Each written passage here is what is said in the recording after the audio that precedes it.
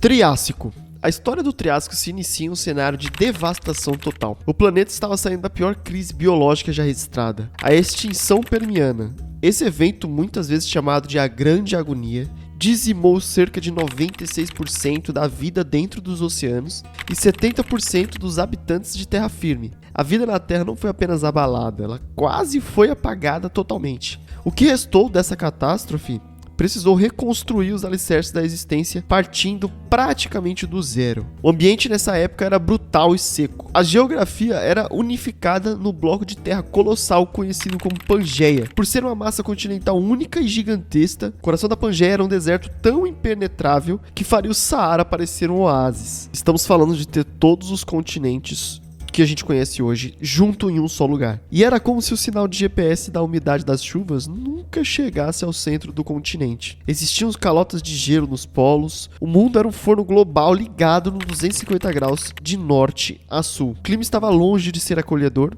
mas oferecia a estabilidade mínima necessária para que a evolução tentasse um novo caminho, mesmo que se esse caminho fosse suado e poeirento. A vegetação desse período era composta por espécies rústicas e persistentes, nível sobrevivencialista. Samambaias, plantas cavalinhas e coníferas de linhagem antiga dominavam as zonas mais úmidas. Já no interior árido, a realidade era outra. Vastidões arenosos onde sobreviver era o desafio diário de qualquer planta. Vale lembrar que o mundo ainda não conhecia as cores das flores. Então imagina o feed do seu Instagram, mas sem filtros, sem cores vibrantes. Era uma paisagem monocromática, dominada pelo verde musgo e o marrom da terra. Sem frutos ou pétalas, apenas folhas rígidas, espinhos e muita resina. Nesse palco inicial, os dinossauros não eram os protagonistas. Eles eram, na verdade, os estagiários do ecossistema. No começo do Triássico, a hegemonia pertencia a outros grupos, como os arcossauros primitivos e os estranhos dissinodontes. Animais de aparência tão bizarra e robusta que hoje nos pareciam alienígenas de um filme de baixo orçamento. Os primeiros dinossauros de fato só surgiram há cerca de 230 milhões de anos. Eles eram pequenos, ágeis e caminhavam sobre duas pernas, ocupando as frestas de um mundo que já tinha donos bem estabelecidos. O Eoraptor, um dos pioneiros, era um animal modesto que mal atingia 1 metro de comprimento, basicamente o tamanho de um cachorro médio. Já o Herrerasaurus era um pouco mais intimidante, mas precisava agir com cautela, pois dividia território com predadores muito maiores. Nem sequer eram dinossauros. Foi um início discreto, silencioso para um grupo que viria a controlar o mundo por 160 milhões de anos. Contudo, ao final do Triássico, o tabuleiro mudou. Uma nova onda de extinção causada pela quebra da Pangeia e um vulcanismo digno de filme de apocalipse limpou a área novamente. O equilíbrio climático se desfez e os principais rivais dos dinossauros saíram de cena. A natureza reiniciou o jogo praticamente do zero, mas desta vez os dinossauros tinham as melhores cartas na mão. Jurássico. Bom, se o Triássico foi marcado pela superação, o Jurássico foi o período da ostentação. A Pangeia começou a fragmentar, a América do Norte se afastou da África e o embrião do Oceano Atlântico começou a se formar. Esse movimento tectônico permitiu que mares rasos entrassem continente adentro, trazendo umidade para as regiões que antes eram desertos sem vida. Foi como se o planeta finalmente se instalasse um sistema de irrigação automático e global. O clima se tornou tropical e úmido, a Terra se transformou em um imenso jardim verdejante. O Jurássico foi a era de grandes coníferas e das florestas mais densas. Matas viçosas cobriam áreas que hoje seriam consideradas frias. As cassidáceas eram os pilares vegetais dessa era. Plantas resistentes com troncos grossos que lembram as palmeiras atuais, mas com um DNA muito mais antigo. Embora não existissem frutos, havia uma massa vegetal tão vasta que foi capaz de sustentar as maiores criaturas que já caminharam sobre a Terra. Era um buffet livre de salada que nunca acabava. Por isso o Jurássico ficou imortalizado como a era dos gigantes, com comida abundante e espaço de sobra. Os saurópodes, os famosos pescoçudos, alcançavam dimensões que desafiavam a biológica.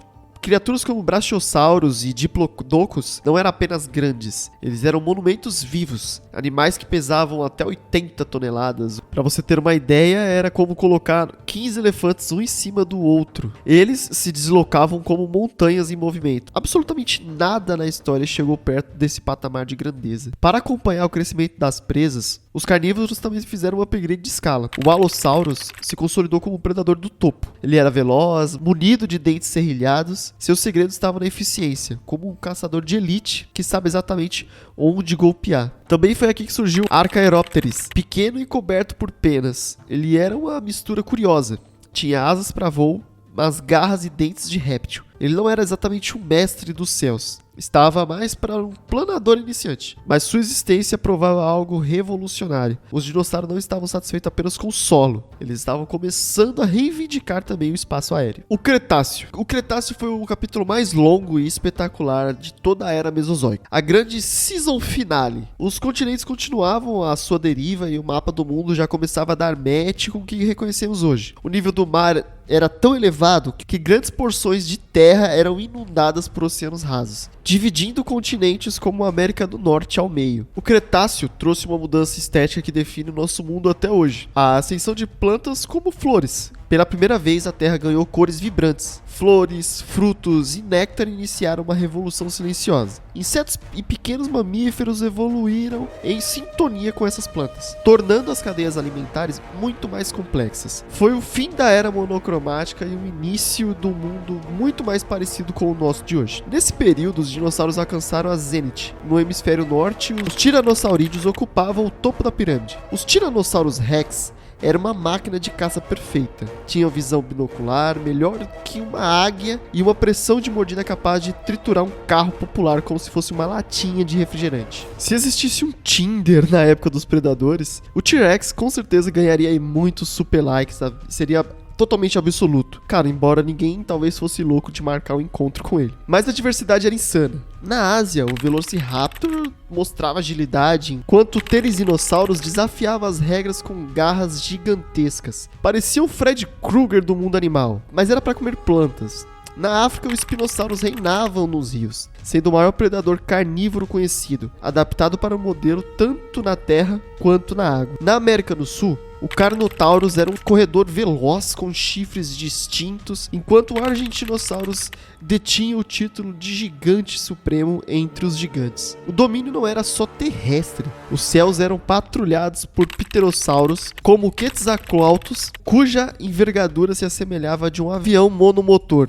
Nos oceanos, os mosassauros patrulhavam as águas como versões reais muito mais perigosas de monstros marinhos. Contudo, há 66 milhões de anos, a festa acabou de forma abrupta. Um asteroide de 10 km de largura resolveu fazer um check-in não solicitado no México. O impacto liberou a energia avassaladora e a poeira bloqueou o Sol, criando uma noite eterna. A base da vida colapsou e 75% das espécies foram extintas. Os dinossauros terrestres desapareceram totalmente, mas a linhagem não foi cortada. As aves, descendentes diretas dos dinossauros, sobreviveram. Hoje, cada vez que você olha para um pombo na praça ou uma galinha no quintal, está diante de um sobrevivente legítimo de 65 milhões de anos de glória. O império dos gigantes caiu, mas o sangue dos dinossauros ainda corre. Agora sob penas, em todos os cantos do nosso mundo.